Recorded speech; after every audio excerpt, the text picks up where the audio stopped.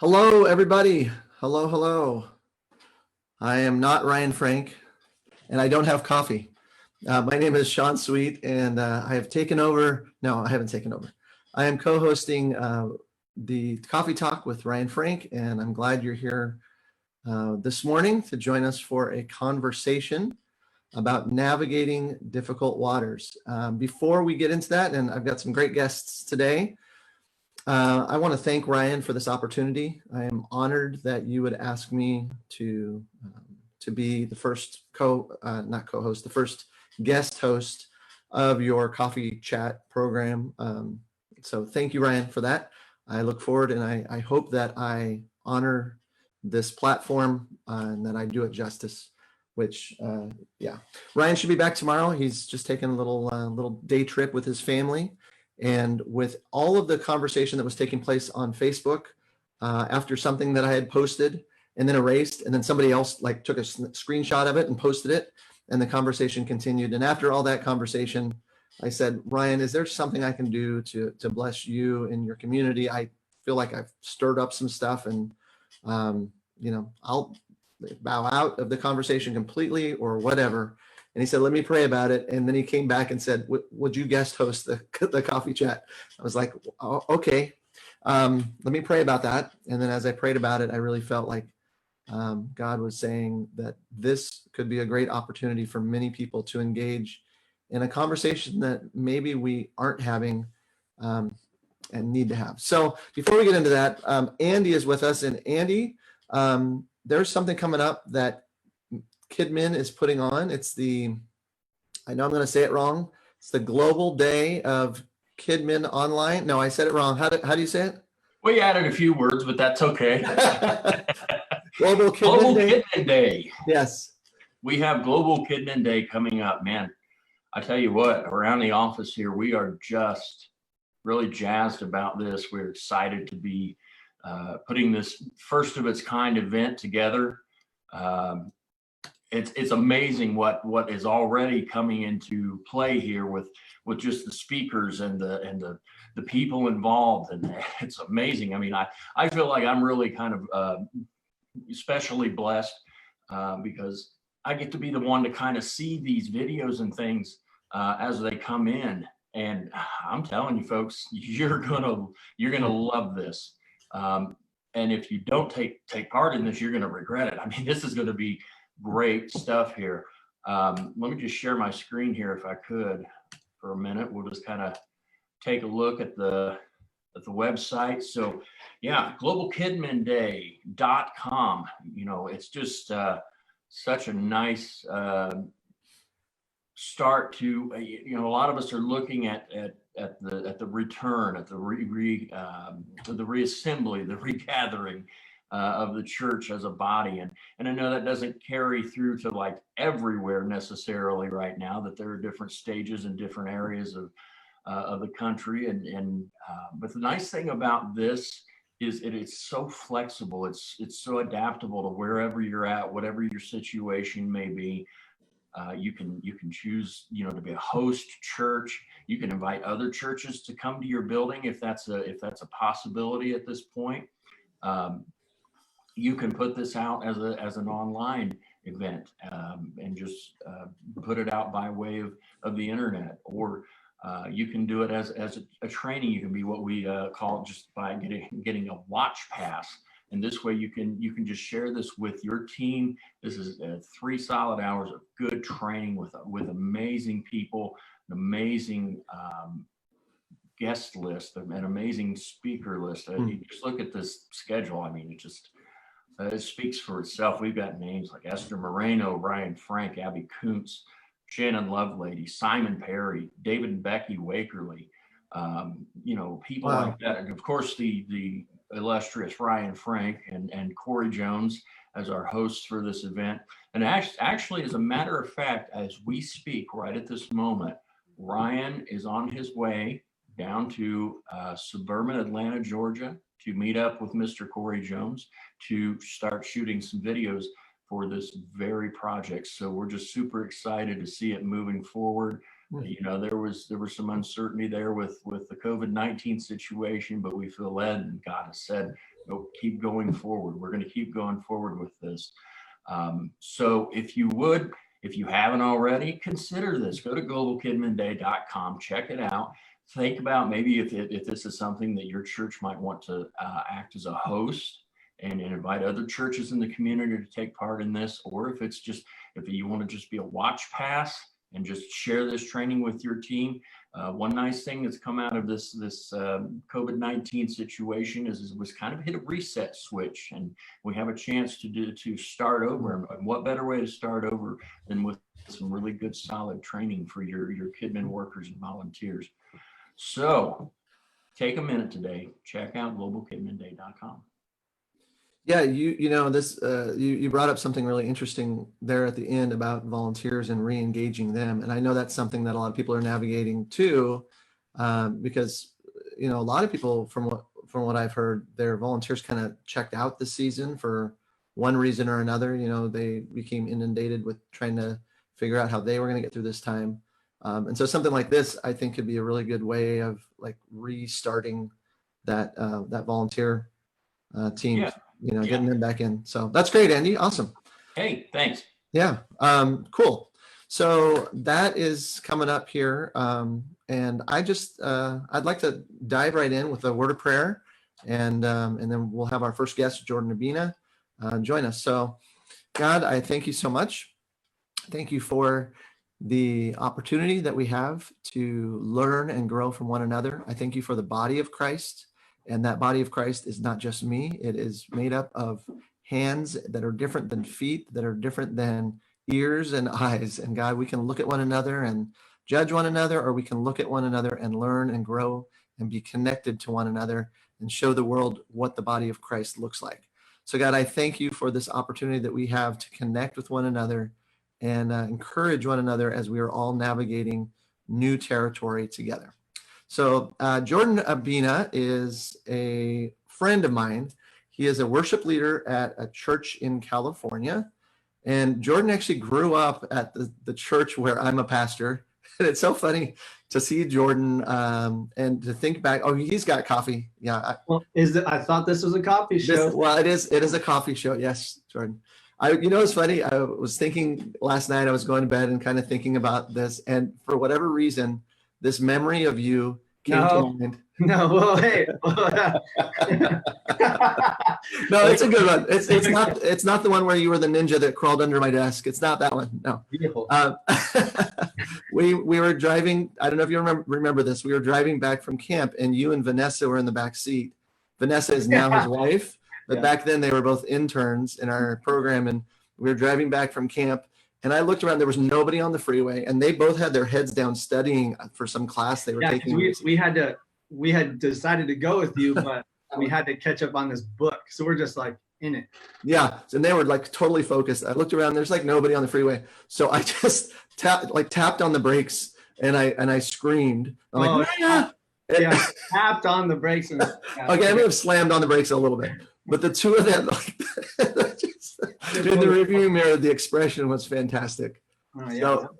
So anyway, Jordan and I go way back, and I'm so proud to know you and to see everything that you're doing. You came out with a book that you wrote called Thoughts of a Dying Worship Leader. When did that book come out, Jordan? Came out April 3rd. April 3rd. And then quarantine started when? April 3rd and a half. Yeah. And the interesting thing, one of the interesting things about that title, Thoughts of a Dying Worship Leader, is that shortly after that book came out, you thought you were dying.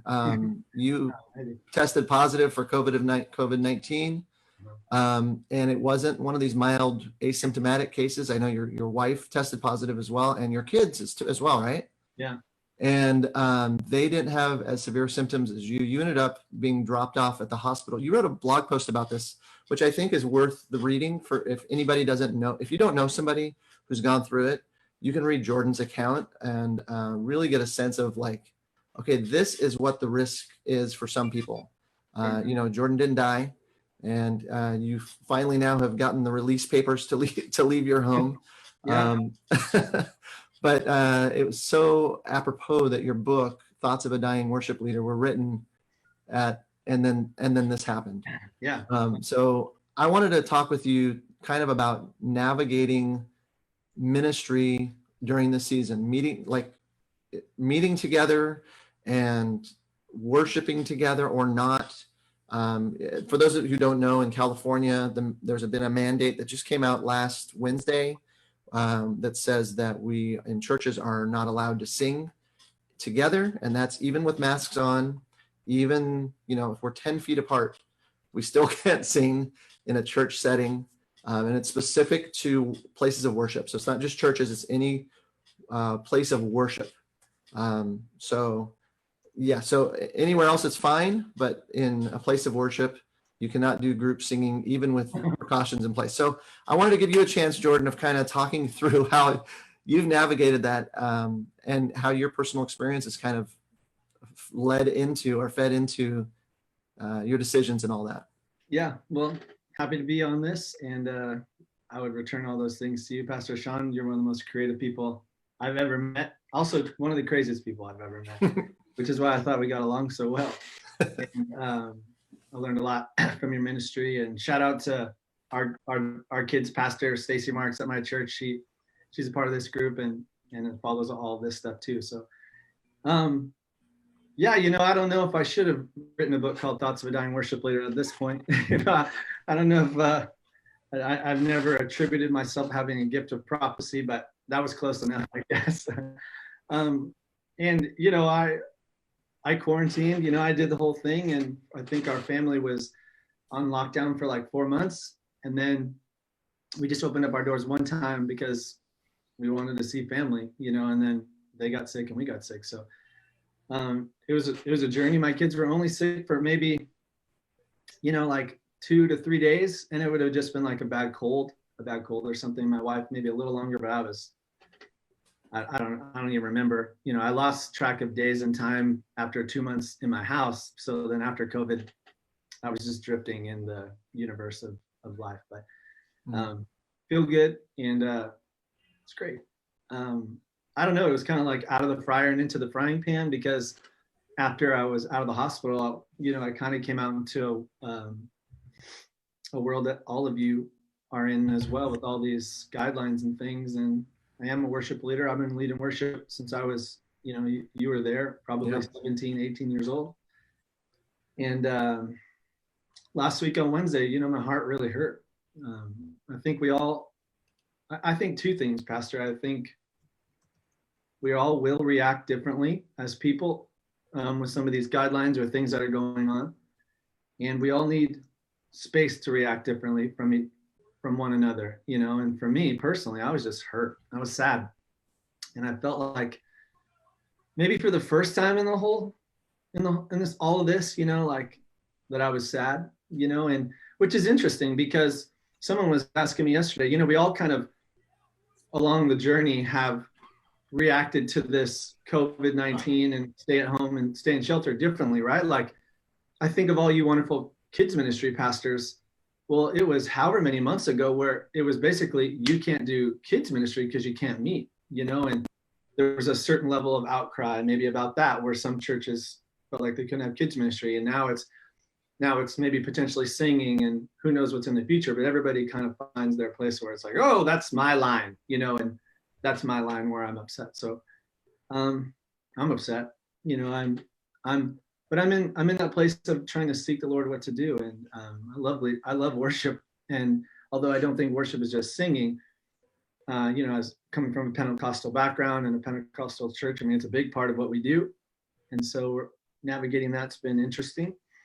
I shared with you before, I think on that day, I just felt like I needed to go and worship myself, and remind my own self that I have the ability to go and worship, and as we continue to fight for the right things for churches, and what should we do and what shouldn't we do and what can we do and what can't we do, in the midst of that, I feel like the Lord said, well, don't lose track of who you are and your space, and I talk a little bit about that.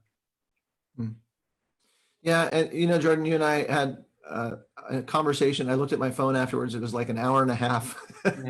And it's really interesting because you've navigated this completely differently than I have. But your context is different. I think, California, people don't realize, is bigger than 22 other states. Yeah, I know. Like there are over 1 million people in Los Angeles alone. Wow. Actually, it's 10 million. 10 million in Los Angeles. And so, there's such a variety of experience for people. Yeah. And background, right? Like you went through a personal bout with this COVID thing yourself personally, and that has affected your view on things. And what I really appreciated about our conversation yesterday was that you let me speak and you heard, where I was coming from. And I hope that I did that for you too. So how has your church navigated this? Like share with everybody, like, how have you navigated meeting together and, guidelines and all these things? Like, what's the heart behind it, and how have you personally navigated this? Yeah, well, I think if I can answer honestly, we are navigating it, and we've navigated it painfully. It's a painful thing to have to sit down with your team of people who all feel called by the Lord to be here and go, should we shut down fill in the blank? That is a difficult conversation, and I don't think, my assumption is that there isn't any God-loving men and women out there who are making these decisions easily and quickly.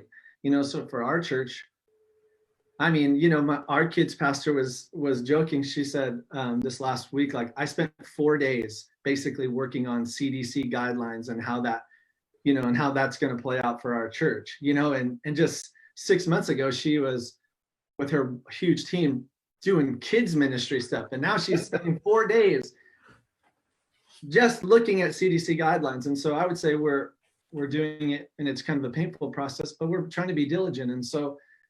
And then, as I told you yesterday, in the midst of all that, we're an email away, right? Like on Tuesday, we didn't know that Wednesday was coming. No clue.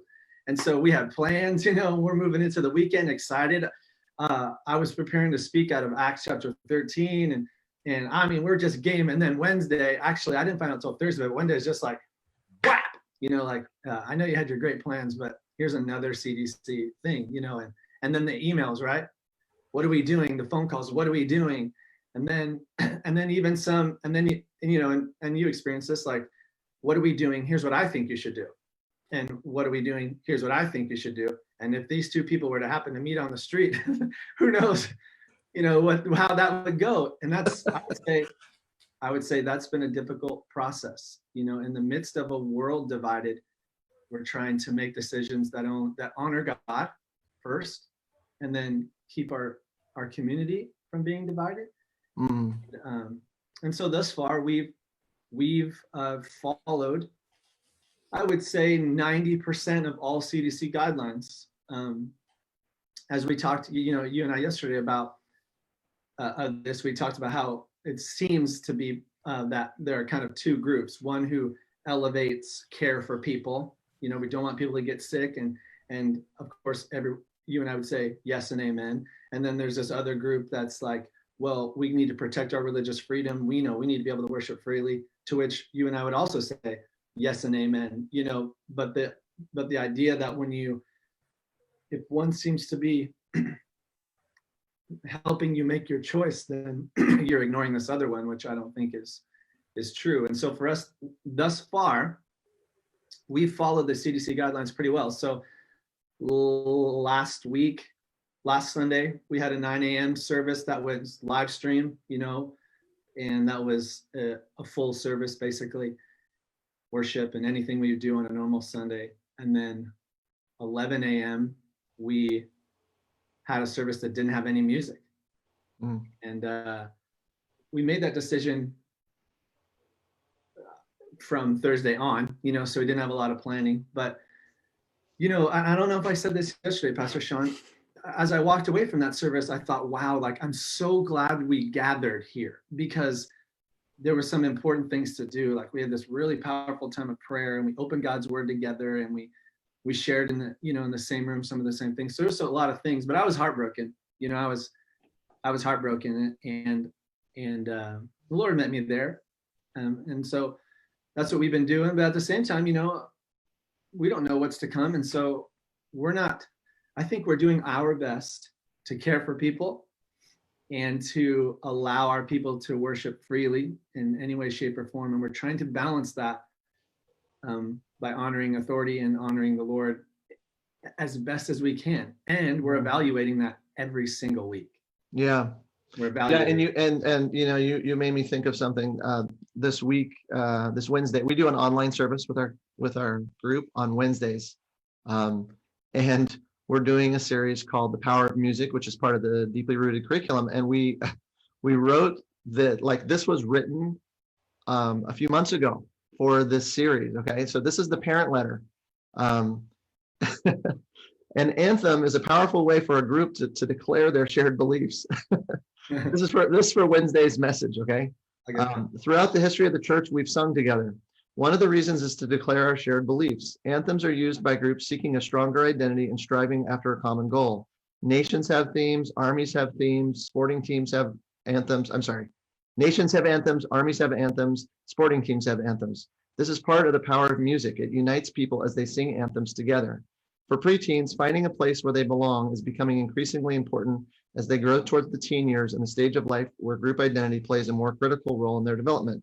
Finding an anthem that they can sing with their peers and faith community can have a powerful impact on who they become and where they choose to spend their time as they grow more independent from their parents. This week's lesson will explore this powerful dimension of music, and we'll invite preteens who are taking their first steps in faith ownership to join in singing the anthems that the church is singing.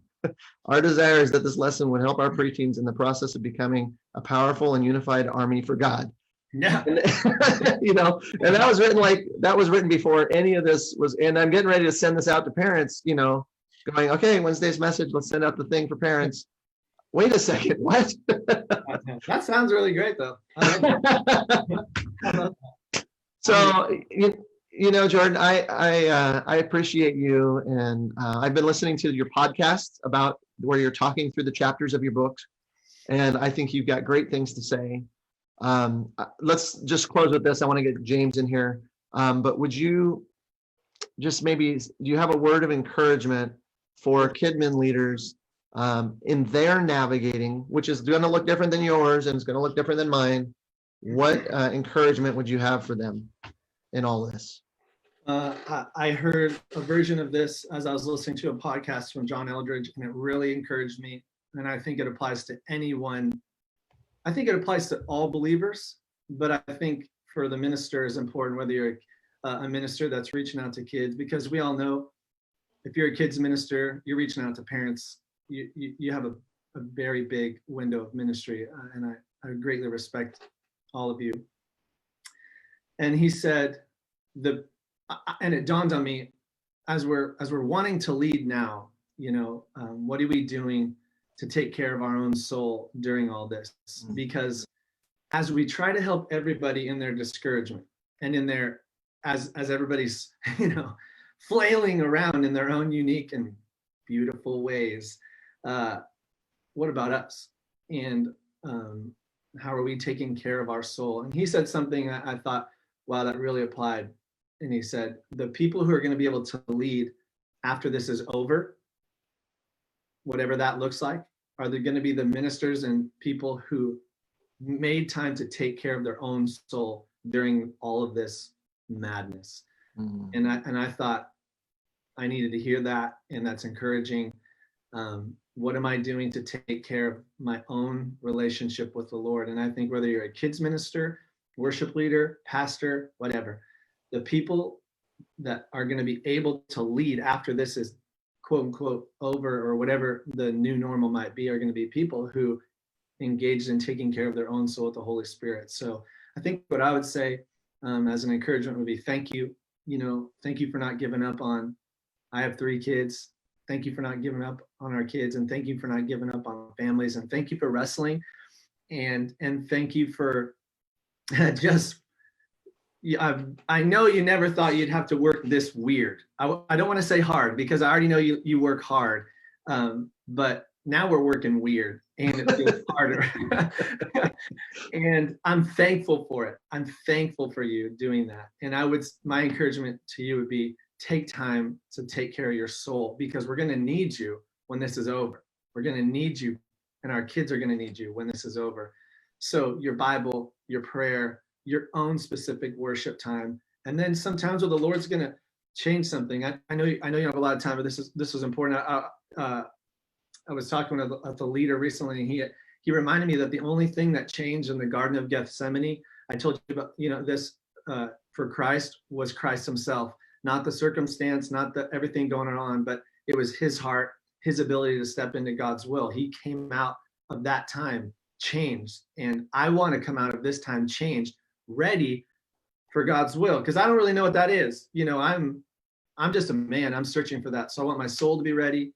I want my life to be ready to be used when this is progressed, and I think, Pastor Sean, like if we're not careful, we're going to be leading from what we learn from the past instead of from what we're getting right now, because we're allowing the Lord to speak to us about what's coming. And I'm not saying I'm a professional at that, but that's what I want. And that's what yes, absolutely, Jordan. Hey, thank you so much. Thank you. Virtual clap from everybody in the audience. Yes. Well, it's good to be here. And Pastor Sean, I love you, man. Keep doing what you do. Thanks, Jordan. Tell Vanessa and the kids I said hi. I will. Bye. Okay. All right. Hey, listen, I want to say something here before James jumps on. People were asking, hey, Sean, why did you delete the post that you put up? There's good discussion going on. And I want to say, like, I had an hour-and-a-half conversation with Jordan in his position and my position on things. And it's a nuanced, it's such a nuanced thing that we're all navigating. And as soon as I put it up there and saw some of the responses and people saying they were taking the post and going totally different directions that I wasn't even addressing, or I didn't even have a chance to address. And I felt like this is not productive to us as a community in some ways. In other ways it was, but in some ways I felt like it wasn't my intention to stir up controversy. It was not my intention to create two camps that were going at each other, which is what I felt was happening. It was my intention to just share, this is how I'm navigating it. And if there's something to be gleaned from this, fantastic. If you have questions or ideas, fantastic. If you want to have an hour-and-a-half conversation with me on the phone like Jordan did, I would love that. And some of the best things that have come out of this are the conversations that I've had. I do want to remind everybody, and this is a good reminder for me too, before you jump into a Facebook post and start commenting on it, Romans 12, chapter 12, verses 10 through 18 has some great things to say. So let me read this and then we'll bring James on. James, by the way, is a preteen pastor at the Brooklyn Tabernacle in New York City, right there in the middle of Outbreak City. So we'll bring James on, but let me read this to you first. It says, love one another with brotherly affection. Outdo one another in showing honor. Do not be slothful in zeal. Be fervent in spirit. Serve the Lord. Rejoice in hope. Be patient in tribulation. Be constant in prayer. Contribute to the needs of the saints and seek to show hospitality. Bless those who persecute you. Bless and do not curse them. Rejoice with those who rejoice. Weep with those who weep. Live in harmony with one another. Do not be haughty, but associate with the lowly. Never be wise in your own sight. Repay no one evil for evil, but give thought to do what is honorable in the sight of all. If possible, so far as it depends on you, live peaceably with all. All right. So James, I love James. James is a part of the 456 Council. And for those of you who don't know, we do this thing, James and I, there's a group of us. It's called 456.org. It's all spelled out, FOURFIVESIX.org. And it's resources to help you with your preteens.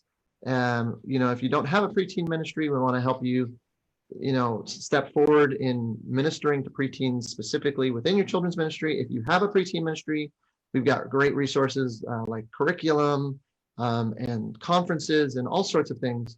And it's for everybody if you have 4th, 5th, or 6th graders in your ministry. So James, in addition to that, you are also the preteen pastor at the Brooklyn Tabernacle. I always want to say choir after I say that, but that's not the case. At Brooklyn Tabernacle, and in New York City. So, man, what is going on in New York right now? Right now, we just opened up phase 3.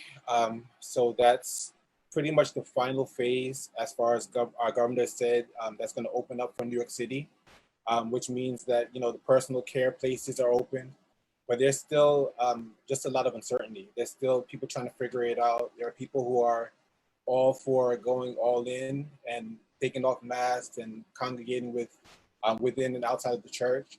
And there are some people who are wearing their masks in their bedroom under the covers because they don't want to move from there.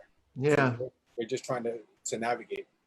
Yeah, and it's interesting. Like as I look at that conflict, I definitely see like people going, "You're choosing freedom over caring for others," and there's a bunch of scriptures that say not to do that. Right. But I think some people on the other side are going, "No, that's not what I'm doing." I'm looking at the situation and I'm not crossing the street without looking twice. Right. But across the street, there's great things to be had. And I'm looking, and I'm taking a step forward.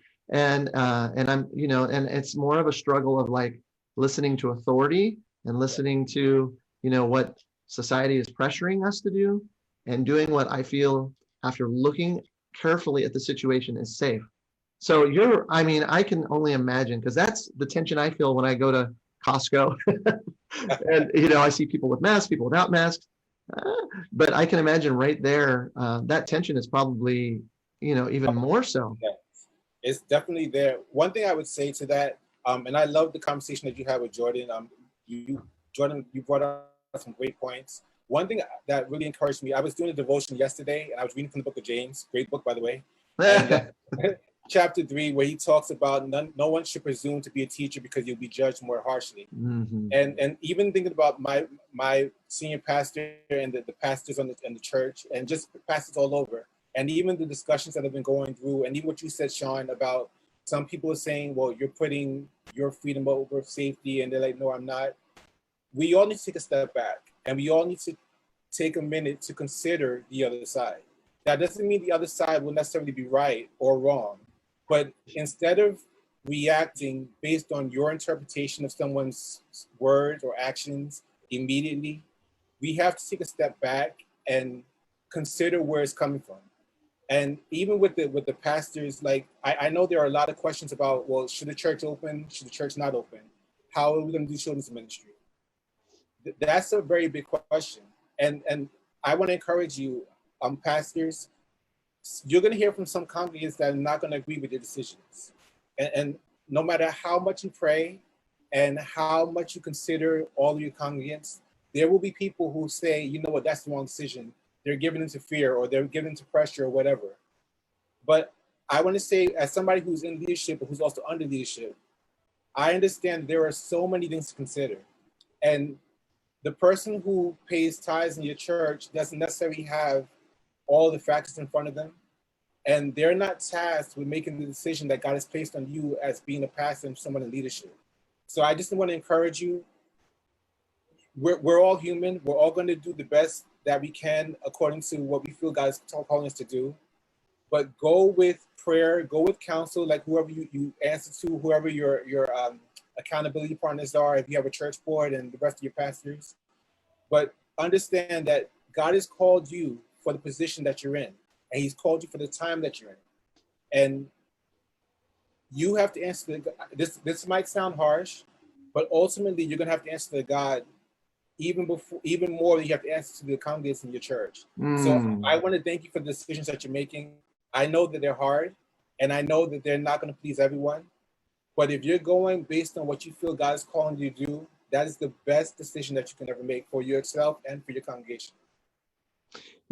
James, I think the biggest lesson out of this whole season, and I mean, there have been multiple issues this season. It's not just masks or no masks or singing or no singing, and there's the Black Lives Matter, and and everything. And I think that the thing that I'm learning here is that these are such nuanced topics that conversations, that's where growth is taking place for me, and where I'm able to learn the most. So, I appreciate you, James, and I appreciate your heart.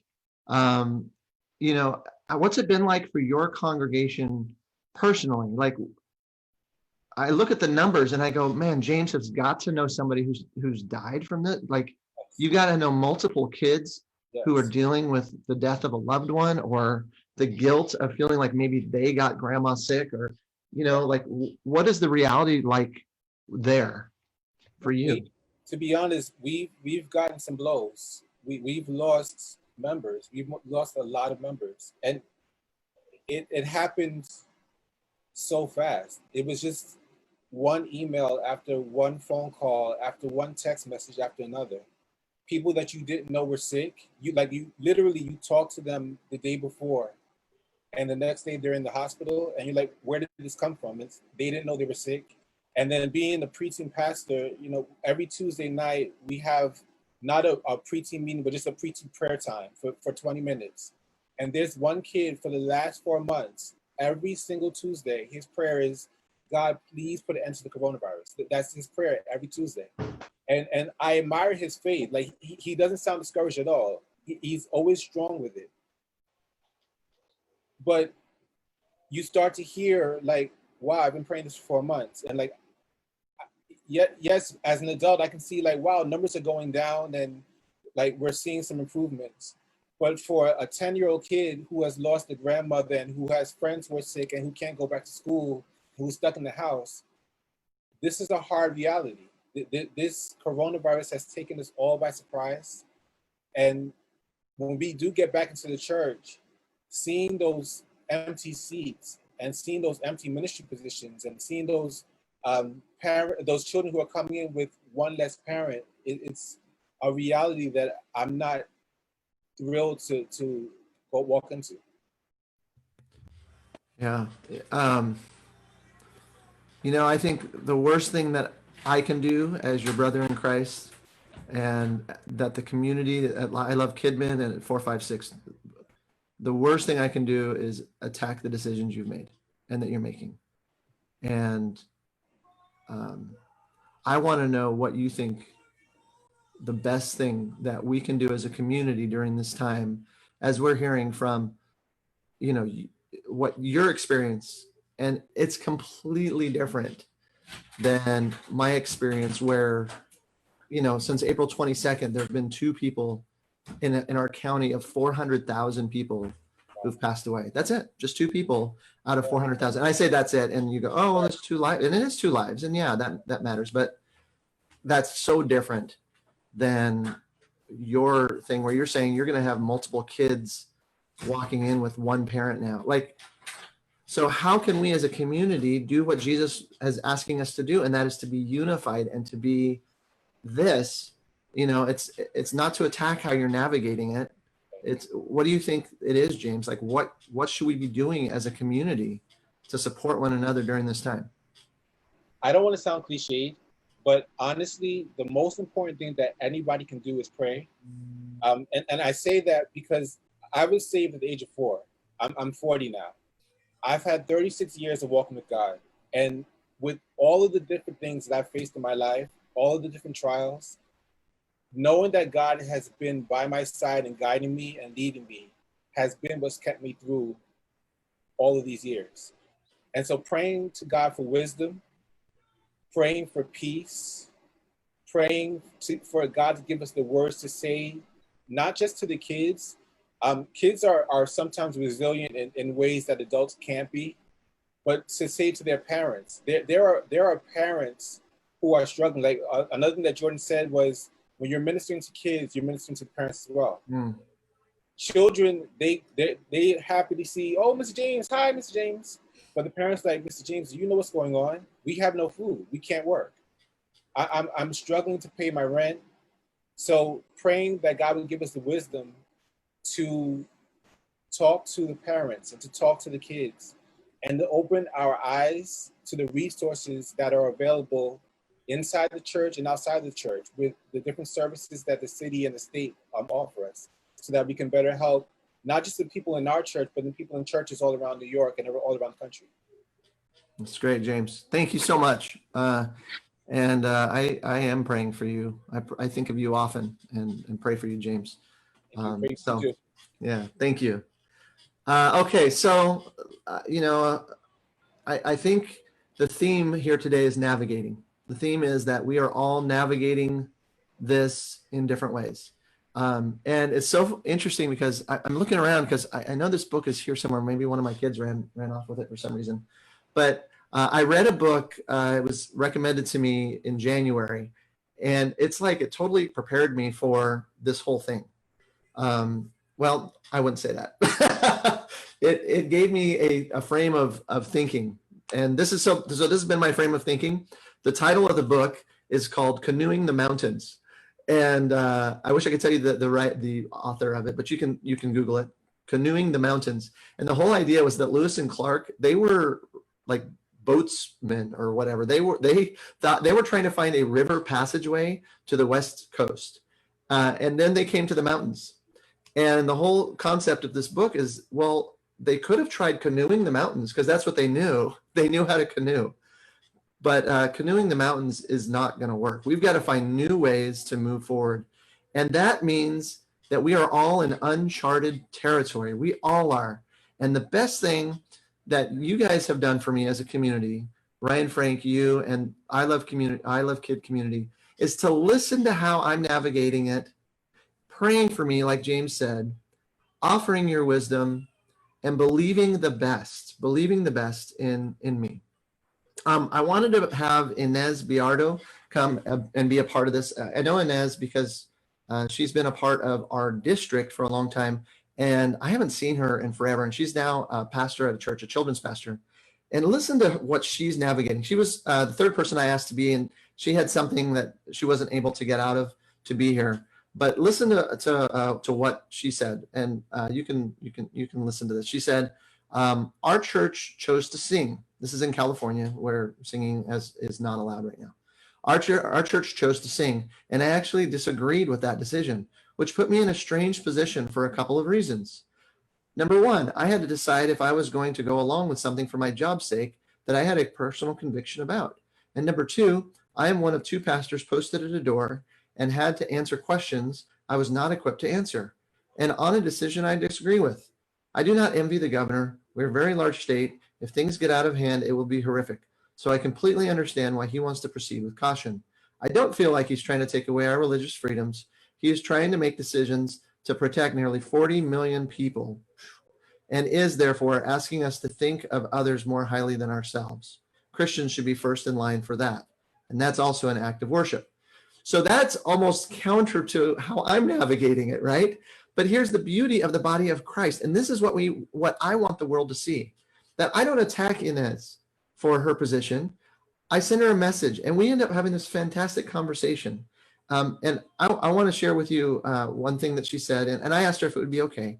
And here's what she wrote. She said it would be okay. She said, we might all land in different places, but we love God and are trying our best. I actually love the way that you worded that sign, the sign at the check-in booth, because it put the decision on the kids. We have a higher population at our church of older, AKA at-risk people who have been attending in person. So that's a big reason why I felt that we should follow those orders. And yes, it's so awkward when people came in confident that we would not be singing, and then we were. And one lady happened to agree with the singing and yells, "Nowhere in the Bible does it say we have to listen to a tyrant." These are crazy times for sure. These are crazy times. Church, people of God, family, body of Christ, I want to pray for you as you're navigating and trying to find your best way forward. I don't want to be somebody who beats you up or tells you that you're doing it wrong. I want to understand the decisions you're making, pray for you. Maybe we have some things we can glean from each other, some things we can learn from one another as we move forward through all of this together. trying to glorify God and love others and help Jesus to save a dying world. Father God, I pray right now, I pray for all the people tuned in who are watching this later. I pray, Lord, that you would help us all to find that unity of spirit. God, these are really, really hard times for so many people, for so many different reasons. God, help us to have words on our lips and on our fingertips as we type that are life-giving, that we do not tear each other down, but we build one another up, and that if we disagree, we have conversations with people. God, we love you and we thank you for this difficult time. It's through these trials that you are building us up and making us stronger than ever. We love you, God, and we pray this in Jesus' name. Amen. Hey, if you're out there and you're struggling, post your struggle with a group that you feel safe or a person that you feel safe. You're not alone. Don't canoe these mountains alone. That's not how God designed the body of Christ to be. If you'd like to get in contact with me, you can. I don't know, Andy, if you can put this in the chat window, but you can find me at 456.org. You can email me at email@456.org. We have a ton of resources at 456.org that I just pray would help you during this time. Most of them are free, but we do have to pay for the ministry. So we have some things that are for sale, like our curriculum for preteens and some other things on there as well. But you can check out 456.org, and I'd love to hear what's going on for you. How are you navigating this season? Again, you can email me at email@456.org. All right. So sorry, I don't have any coffee today. I have a gum wrapper that my daughter left here on the table. So thanks for joining us for Gum Chat. I don't know. But Ryan will be back tomorrow, God willing. And until then, be safe out there. And I love you guys.